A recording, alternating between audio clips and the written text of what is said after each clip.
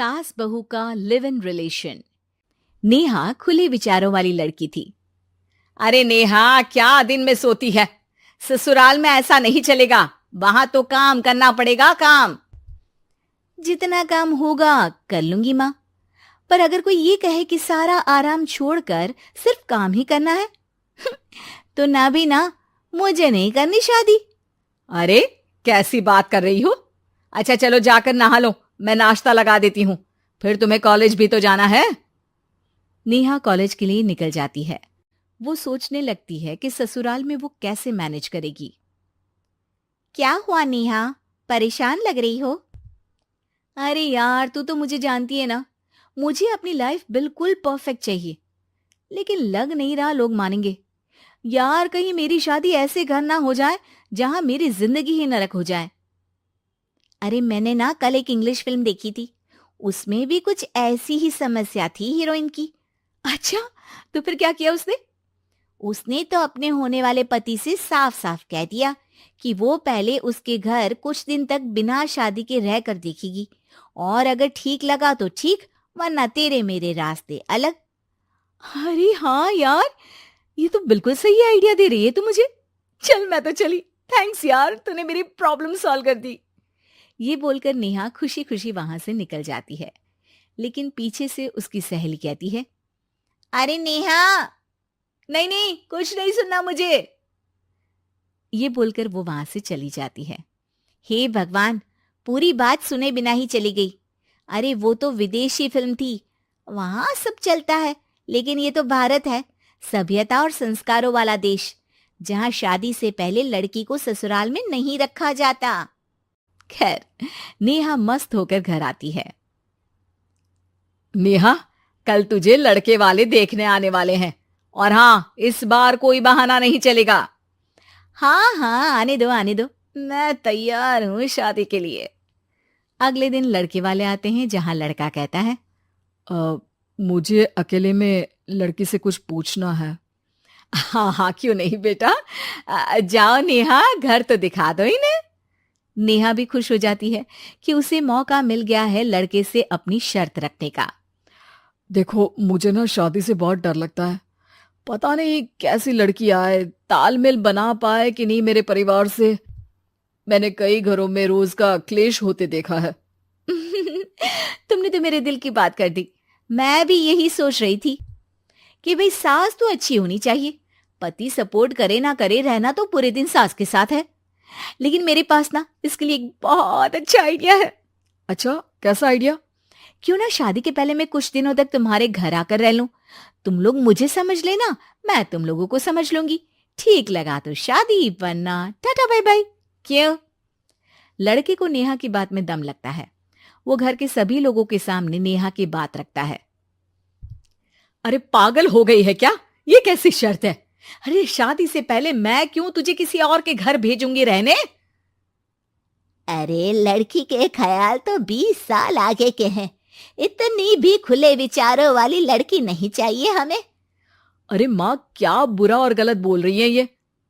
रहना तो हम दोनों का है ना। कल को कोई परेशानी आई तो तुम सब तो ये बोलकर निकल जाओगे कि जिंदगी तुम लोगों को ही निभानी है, तुम लोगों को जो करना है करो। तब क्या करूंगा बताओ? सबके समझाने पर वो लोग मान जाते हैं। वाह, मैं 2-3 दिनों में पैकिंग कर लूंगी, तो आकर मुझे ले जाना। और नेहा पहुंच जाती है विशाल के घर। आओ आओ, ये रहा तुम्हारा कमरा। इस घर में तुम एज अ गेस्ट रहो, लेकिन माँ तुम्हें बहू की तरह ही ट्रीट करेंगी, और तुम भी उन्हें सास की तरह ही रखना। बस फिर क्या था, शुरू हो जाता है लिव इन सास बहू का ड्रामा। अरे चाय तो बना दे बहू। जी सासू माँ, अभी लाई। नेहा चाय लेकर आती है कि बस चाय लेकर आई हो, इसके साथ पकोड़े भी ले आती। लेकिन आपने तो बताया ही नहीं कि आपको चाय के साथ पकोड़े भी चाहिए। हाँ हाँ, अब तो पता चल गया ना। रात को खाना खाने के बाद नेहा किचन में खटर पटर कर रही होती है। क्या हो रहा है वहां नेहा? माँ जी, मैं ना रात को अदरक वाली चाय पीकर सोती हूँ, ये मेरी आदत है। अच्छा, तो जरा मेरे लिए भी बना देना। दोनों सास बहू रात को चाय पीती हैं। अगले दिन, नेहा, मैं मंदिर जा रही हूँ, मेरी साड़ी निकाल कर बेड पर रख दे। नेहा सास के लिए साड़ी निकाल कर रख देती है। वो देखती है कि उसके आने के बाद से सास ने घर का कोई भी काम करना छोड़ दिया है। यार मैं क्या करूं? ऐसा ससुराल तो मुझे नहीं चाहिए था जिसमें मैं ही सारा काम करूं। मैं तो ऐसा घर चाहती हूं जहां सास और बहू दोनों मिलकर किचन में काम करें। हे भगवान, रात को चाय पी ली, पेट में गैस बन गई, अब तो चला भी नहीं जा रहा है। मुझे तो ऐसी बहू चाहिए जो हेल्थ के प्रति कॉन्शियस हो, क्योंकि वो ठीक रहेगी तभी तो मैं ठीक रहूंगी। दोनों समझ जाती हैं कि वो लोग एक दूसरे के लिए नहीं बने हैं। अगले दिन, नेहा, जरा चाय तो ले आना। नेहा चाय के साथ चिला भी बनाकर ले आती है। सास खा पीकर सो जाती है। अगली सुबह, तेरी बुआ सास आ रही है, उसे मैंने तेरे बारे में बताया है। तभी वहां गंवार से एक महिला आ जाती है। चलो यहां से निकलो, कुछ नहीं है खाने के लिए, जाओ। ए नेहा, तमीज से बात करो, ये मेरी ननद यानी आशीष की बुआ है। हाय रे दैया, इतनी आकड़ वाली लड़की! अरे यही है ना जो शादी से पहले ही आकर बस गई है यहाँ पर। बस नहीं गई हूं, बसना है या नहीं ये डिसाइड करने आई थी, लेकिन इन लोगों के रिश्तेदार इतने गंवार हैं तो मैं तो ना कर रही इस घर में शादी। और भाभी, और क्या कमी थी हमारे आशीष में जो आपने ऐसी लड़की की शर्तों को मान लिया? अरे वो तो आशीष के कहने पर मैं झुक गई, वरना ऐसी लड़की को तो मैं घर में घुसने भी ना दूं। ए हेलो, ऐसी लड़की कैसी लड़की? हाँ, बिना समझे बुझे शादी कर लूं? अब तो समझ गई ना कि हम लोग गांव के हैं। भाभी को खाट पर सोना और रिश्तेदारों का गांव से आना जाना तो लगा ही रहना है इस घर में। हाँ हाँ, मैं तो किसी मॉडर्न घर में शादी करूंगी। ये बोलकर नेहा वहां से चली जाती है।